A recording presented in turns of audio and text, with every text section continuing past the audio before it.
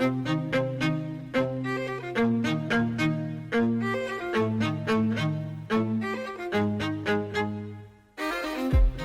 what's up, guys? Jordan Anderson here, and welcome to another episode.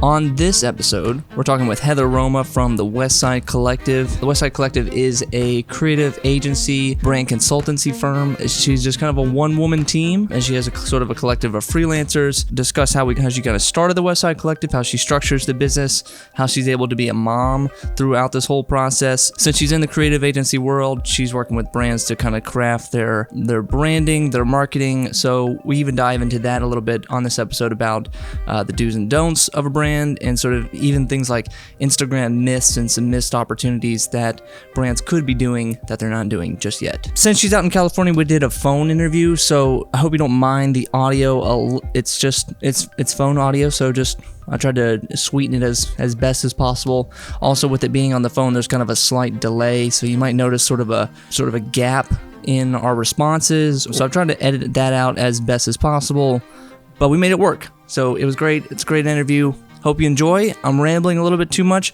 Let's get right into it. This is Heather Roma from the Westside Collective. So we have Heather Roma here on the podcast. Heather, thanks for being on the show. Thanks for having me. So you are the founder of Westside Collective. If you want to give us just like a quick 5-minute intro to yourself, maybe just like what you've been up to, kind of what you're about, what you do. Yeah, so I started the Westside Collective about 4.5 years ago. It kind of started when I was pregnant. I was 7 months pregnant, and I was thinking, okay, don't want to go back to work for someone, which I had done in the past, not most recently when I was pregnant, but I had closed my swimsuit company and was looking for something that I could kind of be like a stay-at-home mom, because my mom was. But run my own business. So I thought, let me start a consulting company. I've always been giving out free advice to my friends throughout many years. So I decided to start this consulting company, put the website up, posted it on Facebook, and got my first client that same day. So that was pretty cool. It was kind of like, ding, ding, like, I think you're, going the right direction. And then at the same time, I've always been in the product business. So I wanted to start a little retail store. So I bought a vintage trailer and renovated that. And it was really cool. And I did that when my son was 3 months old. And so I kind of did the pop-ups and the consulting alongside each other for a couple of years, but retail kind of took a hit. And so slowly I started closing the trailer, and I recently turned that into an Airbnb little extra bedroom on a property in Topanga that I manage. And the consulting took off. And in the last 1.5 years, I turned it into an agency, and I have several people that I work with now. And we help brands creating the brand products. It's basically anything from concept to consumer and everywhere in between. So we do product development, production. We do websites, branding, and then we do constant content for our clients. So we get to tell their brand stories. And then we also do pop-ups. Do you find that most of your clients, do you find a lot of them that you are kind of starting from the ground up with them, or is it sometimes they're like they've already got something going and they have a problem you're trying to solve? Yeah, exactly. So when I start, when I meet with my clients at first, we kind of do a little discovery session on the phone or over coffee, and kind of pinpoint where they're struggling. And a lot of times in the last couple of years, it's that they don't know what to post on Instagram, or they don't have enough content for Instagram. They're spending too much time on it and not really focusing on the business. So in the last couple of years, that's where we've really excelled, is taking that off their hands and managing their social media and giving them some strategy and creating the content for them. You said you gave a lot of free advice at first, or like kind of in between your pop-up shop. Did you find that were the customers at the pop-up shop at the in the Airstream trailer, did they turn into clients, or did you find those were like two separate silos of clients? I did have a couple clients that I met in the shop.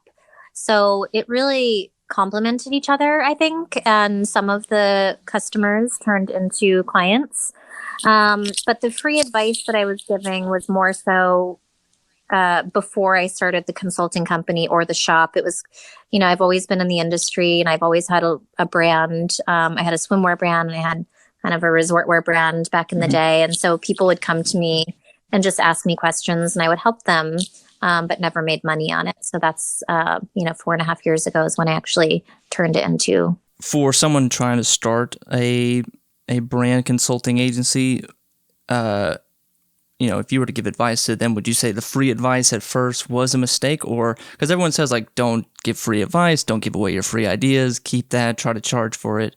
What's sort of your philosophy with it? Yeah, I don't think giving free advice is a bad thing. I mean, I think I give free advice in my discovery sessions. They're 15 minutes and I try to make it worthwhile for the potential client, or even if we don't work together. I mean, I truly want to help people with their businesses. So I think a little bit of free information is great. And it's also a good way. I don't personally, because I'm pretty busy. I know I should, but to give a free PDF of some free information to get people on your mailing list is a really good thing. And that's mutually beneficial. So that's great. But yeah, I think building relationships is one of the best things. And if you give a little bit of free advice, the person, even if they can't afford you at the time, might really be grateful for that and then come to you when Can you talk a little bit about maybe starting those client relations? You said it's about relationships. When you first meet a client, what are the kind of the first few steps you take with them? Do you mainly just I don't want to know about your business, I want to know about you, the person, or what's sort of your flow pattern with it? Yeah, I like to find out why they have the business, what they're passionate about, what they do and don't like about doing the business, and then kind of. When we do work together, I like the client to just focus on what they love and try to hand all the other things off, even if they can't at the very beginning, because that's what's the most important, is like pouring their heart into the product or their coaching or their business or whatever it is, and not doing all like the daily management, posting, all that kind of stuff. So I think it's a really and once they're kind of on board, you've done I guess you'll do discovery at first or strategy. First, it's discovery. It's usually a 15-minute call. After that, I will kind of review my notes with them, not with them, but by myself. And then I'll go back to them with our pricing guide and give them the options that I think that would work best for them. And then after that, sometimes it takes a couple more calls or an in-person meeting, because they want to see who they're working with and I want to see who I'm working with and make sure that we're all in alignment. I really like to work with people that I believe in their product, because I've noticed in the past, especially when I first started, I was kind of taking on any kind of client, but I realized that in the long run, it's not beneficial for either of us if I don't believe in it, or if it's just not in alignment. Like you could be their customer almost. Exactly. Yeah, I really want to promote it and feel very deeply. How early into the business did you kind of form your team? Because you have several people working with you now. Yeah, so we're a collective of creatives. So basically everyone is freelance that I work with, and that's on purpose because of the lifestyle that I want to live and I see that other peers wanting to live. I mean, we don't want to be in an office every day, and me as a single mom, like I want to be at home with my son as much as possible and being able to do things with him. And I know that the people that I'm working with also kind of have those goals. We do meet in person sometimes, but we just work together really well. So I have a social media optimization girl. I have girls that post. I have copywriter. I have a couple of photographers and videographers. And they're all people that I've been working with for years. So they're really people that I trust and who do really good work. That's really. And did you had this idea originally, or did you set out to make a traditional company, or had you seen someone do collectives in the past, or how'd you get the idea for just to have a kind of a team of freelancers that you just... Yeah, no, I didn't set out to do that. I set out to, really, I didn't really have a long-term plan. I knew I wanted to stay home with my son, and I knew I wanted to do something that I loved, and this was it. And it has turned out that I've gotten very busy with it. So I can't really handle anything. And so as time has gone on, I'm thinking like, how can I scale? And there's no way I can scale with me just doing everything all the time.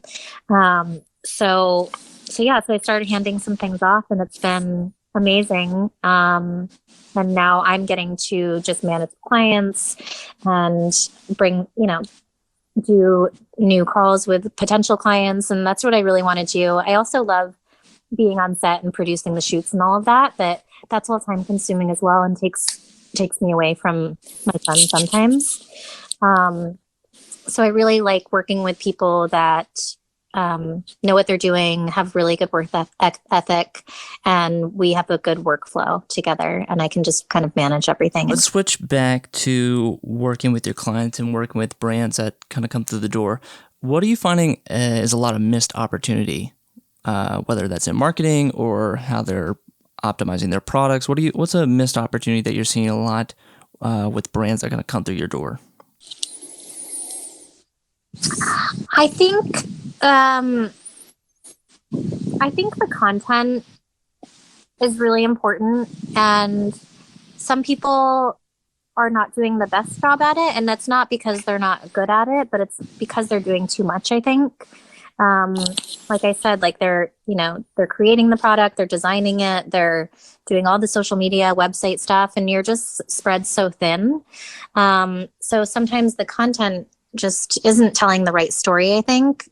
Sometimes I'll look at someone's Instagram and think, oh, it's a great product, but for the regular person who's just looking at it real quick, I don't think they're getting that snapshot as quick as they should. So having the really nice content and the great storytelling, I think, is such a missed opportunity sometimes, especially with certain products. You're saying they're doing too much, as in they're just like, they're spreading themselves too thin, and that they're making too much content on their side, or that they're making too much of like low quality content? Yeah, I'd say low quality content, and also not telling the brand story as well as it could, because it's so close to them, and sometimes you just think like, oh, people know what I'm talking about, but you really have to spell it out for people and have really high quality content for people to relate to it, I think. So I think in them spreading it themselves too thin, I mean that they're doing too many things in the business, and that they should be able to let go of some things and have someone else take care of it, so they can focus on the important things like their product and all of that. And so from that missed opportunity, you would probably diagnose to say, okay, we need to create some original content that's much higher quality, or you'd say like, we need to do like a curation package. Like, yeah, exactly. It depends on the client's budget usually, and what they're willing to give up as well. So sometimes it is just curating for them, and helping them tell their story without having to do photo shoots all the time. Sometimes, and most of the time, it is doing the photo shoots for them and really being able to tell their brand story from the ground up. And what I love doing is doing all their content and their copywriting and all of that, and then doing their entire website with the content that we created, because then it's all so seamless and it just all vibes together. And I think that's so important, to have your Instagram and your Facebook and your website all look the same. And so it's not. And for most clients, are you suggesting sort of an Instagram central strategy, or do you find that having your toes dipped in all social media platforms is the best way to go about it? I think, it used to be that Instagram was the one. And, now with the algorithm changes and just so many changes that they're doing all the time, I think that it's smart to have your toes dipped in different social media outlets. And also, I think the in-person piece is very important as well, because that's where you can really create your community. People really need to see the product. So as much as pop-ups kind of it takes a lot of time and a lot of schlepping. You really need that face-to-face. So I think a combination of social media and personal interactions is so important for brands. Let's maybe switch to Instagram strategies. What are some kind of common Instagram myths that you're running into, or your client they sit down with you and they say, oh, we tried Instagram, but Instagram does this, this, and this, or we don't want, like, what are some kind of common myths that you could maybe break for us? I wouldn't say that they're myths, but I think, well, yeah, maybe. I mean, some people say you need to post every single day, and I don't think that that's true. I just think you need to post consistently. So you can't just, post one day and then like 3 weeks later do another post. I think you could just be posting once a week, but as long as it's consistent, then that's what matters. And then the stories and IGTV is very important these days, because most people, I think the majority of people are just looking at stories and videos.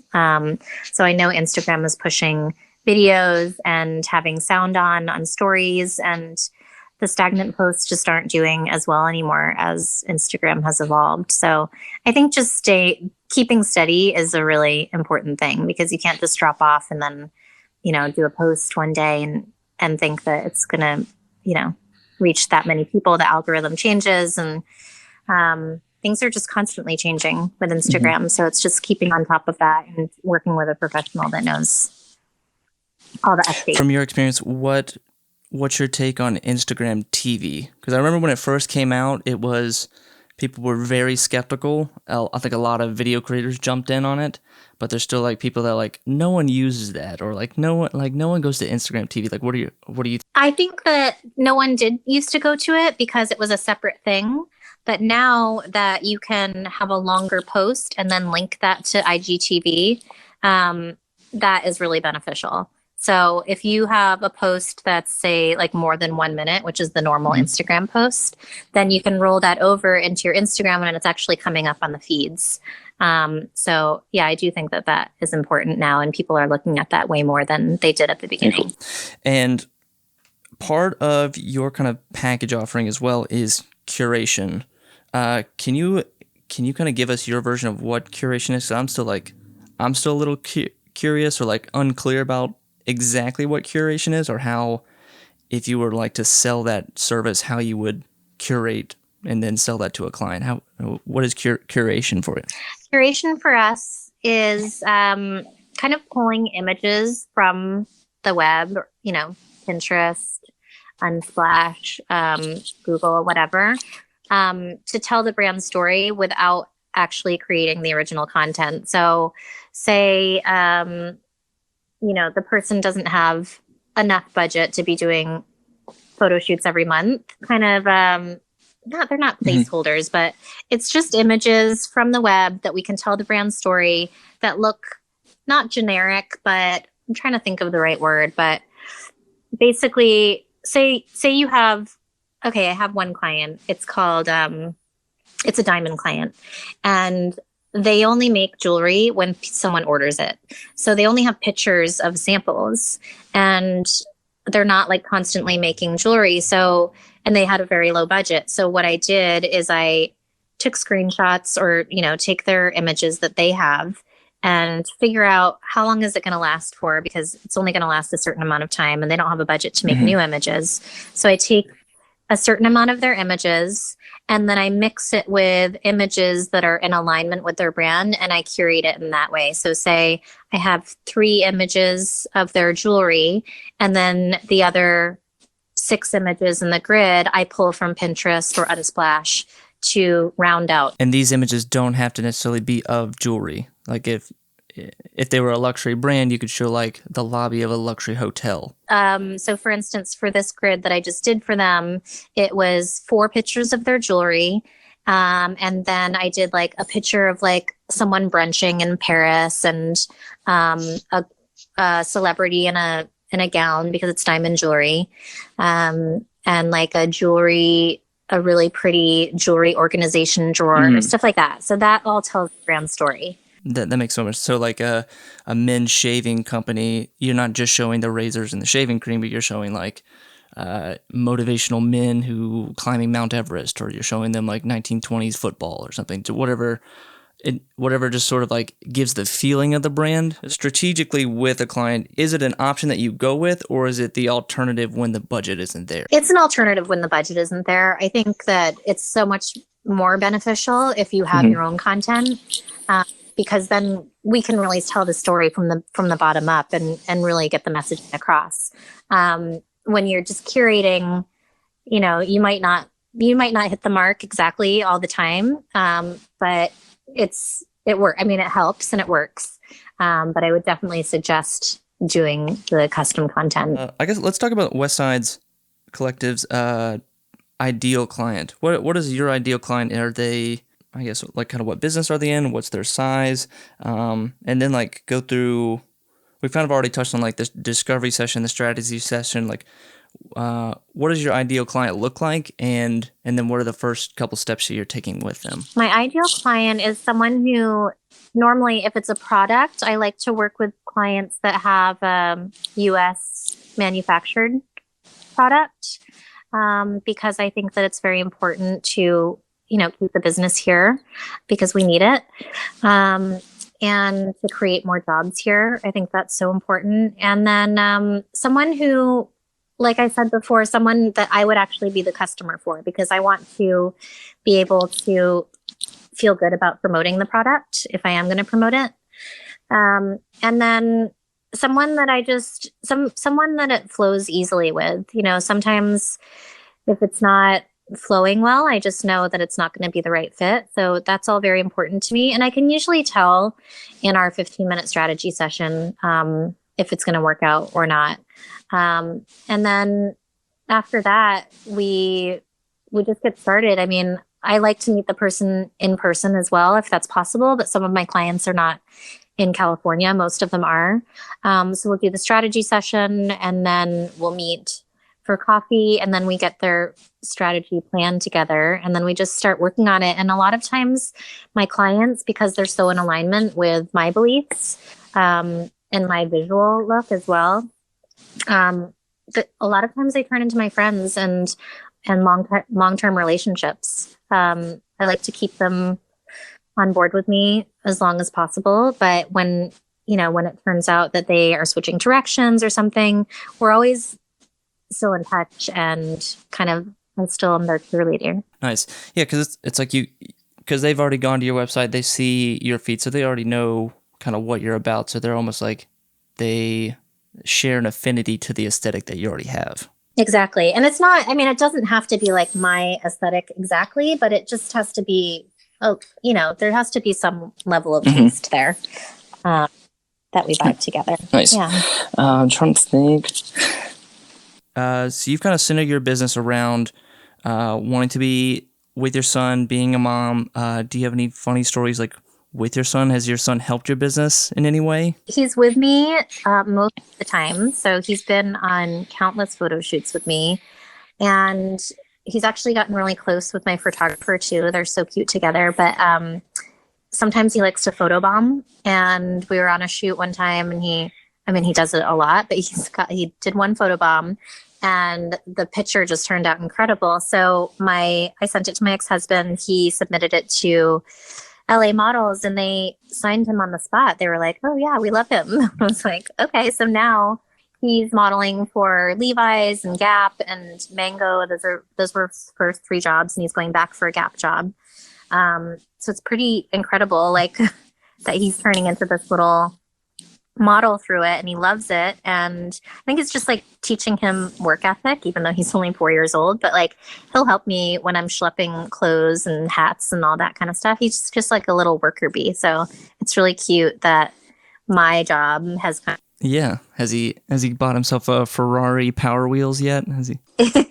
he gets a toy every time. If you want to talk more about because I think it's really, really interesting how you've set up your business, because how you've kind of stayed firm to like, I want to be a mom, I want to stay at home, I want to stay with my son. Most entrepreneurs would just take the sacrifice and say, I've got to go do the business, and I'll put my son in daycare and I'll figure it out. But you've kind of like, it seems like you kind of stayed pretty like steadfast to this. Like, this is how I want to set up my life. This is how I want to set up my business with the freelancers, with the just kind of keeping your company. It's a large company, but it's small at the same time, and it's like it's not what's the word? Like, I guess like the overhead is low. Like, can you talk about that's such an interesting point that you try to keep that structure of your life. Yeah, the reason why I started the business in this way is, yes, so I could have him around. And also importantly is I grew up in Connecticut, and I know a lot of people grew up like on the East Coast or in the Midwest, and you kind of have this ceiling that you think, oh, I can't do that. Like when I was a kid, I wanted to be a fashion designer, but in first grade, when they asked me to draw what I wanted to be, I drew a nurse because I didn't think a fashion designer was possible. And so having my son with me while building this business has kind of two different goals for me, is to have him with me, number one, but also to have him see that anything is possible and whatever he wants to do is really possible. And you can't know that it's possible without actually seeing it, I believe. I did this manifestation course called To Be Magnetic, and she calls them expanders. So if you don't have an expander that you see that's doing something that you actually want to do, it's really hard to break that ceiling and feel like you're worthy of doing what you want to do. So that's why I do that. And also for me, I think to be an expander for other people, to show that you can do this too. You can have the life that you want. And be able to build what you want. What would be some advice you'd give to someone maybe looking to start a business, or they're at their corporate job, they are trying to find the time, trying to find the hours to like work on their side hustle or whatever? Like what advice would you give them to find to find that path of success, and then also maybe find a balance to it all? To find the path, I think it was a long road for me. I mean, I was in fashion for 15 years before I decided to do this. So I was really knowledgeable about all of those aspects. So it really has to be something that you're so passionate about. I mean, I knew that I wanted to be in fashion from the time I was a little girl. And I think if Instagram was around at that time, like I could have become way more successful. I mean, the kids these days have so much reach. But I think that just really having it in your blood, something that you're so passionate about, is very important, and to be very knowledgeable about it before you start doing something. I mean, you can have an idea and start, but you don't want, I mean, I guess you can kind of fake it till you make it, but you really want to know what you're doing. And then I think the last thing is just to do it, because a lot of people get stuck with the planning and thinking that things might go wrong. I mean, you're always going to make mistakes, and you're just going to learn along the way. So as long as you can tweak things along the way as you're learning, then I think that that's the best thing. Heather, where can we find your work, your website, your business? We are on Instagram at the Westside Collective. Same with Facebook, the Westside Collective. Well, Heather, thank you very much for being on the show. This has been awesome. Amazing. Thank you so much for having me. Okay, so that was Heather Roma from the Westside Collective. If you want to find her work, probably best is to first maybe go to her Instagram account. It's the Westside Collective, and I'll put all this information in the show notes as well. Thanks for listening, guys. If you have a guest that you think would be great for this podcast, let me know. Send me a DM at Jordan P. Anderson, and we'll try to get him on the show. And if you want to go back and listen to some more episodes, it's at jordanpanderson.com/blog, or if you're on Apple Podcast or other major podcasts, Google, Spotify, Overcast, you can go and find those previous episodes. Thanks for listening, guys. And don't forget to subscribe to this, leave a review. Even if you don't say anything in the review, if you just leave 5 stars, that completely helps the podcast kind of get up in the ranking and get seen by more people. And one thing I've been saying to people is, if you are listening to this podcast on your phone, take a screenshot of you listening to the podcast, throw it up on your Instagram story, tag me at Jordan P. Anderson, and we'll just get people kind of interested in that. That way, little word of mouth never hurt. Yeah, cool. Blah, blah, blah. This and that. Thanks for listening, and we'll see you soon.